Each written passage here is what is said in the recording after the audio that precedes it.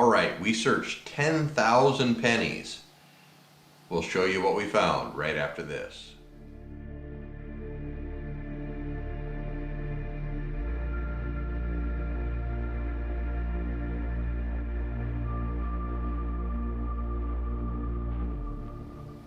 Alright, 10,000 pennies, and what did we find? Well, and we'll show you the coppers there. And that's less than 1,000. I know how many fit in a jar, so that's less than 1,000. Even counting what I'm going to show you here on the cardboard, there's less than 1,000 coppers in 10,000 coins. So we're talking 10%.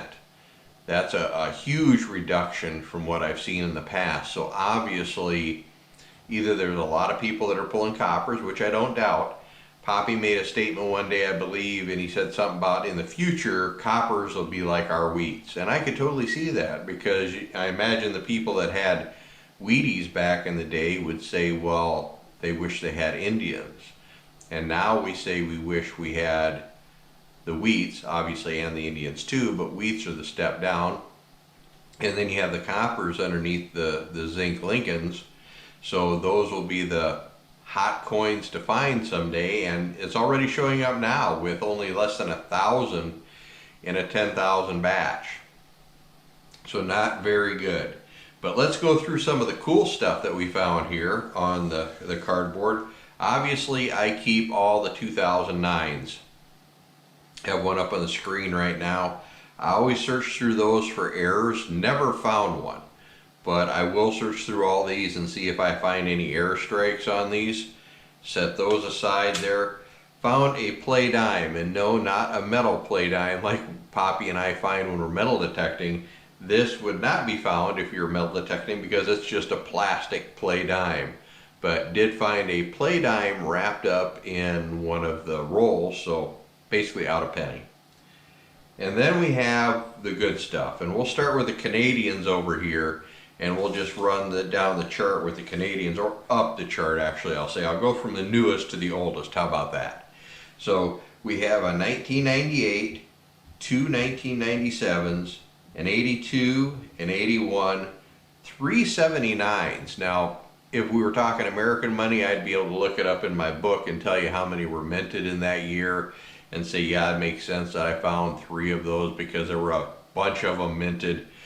But I have no idea since it's Canadian. So if somebody's watching that's from Canada and you know what the mintages were, does it make sense that there were 3 1979s that I found in those rolls? Maybe, maybe not. Maybe it was just luck.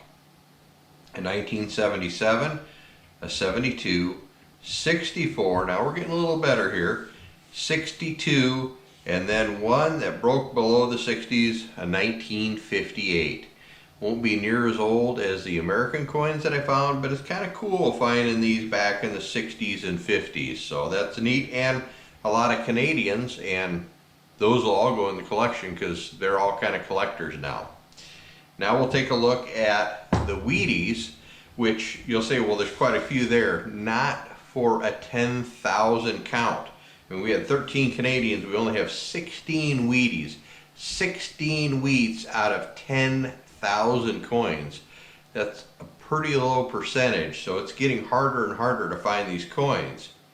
And it's always hard to find older coins. You'll see one here that's over 100 years old, which is cool. But I'll make a comment on that as well when we get to that one.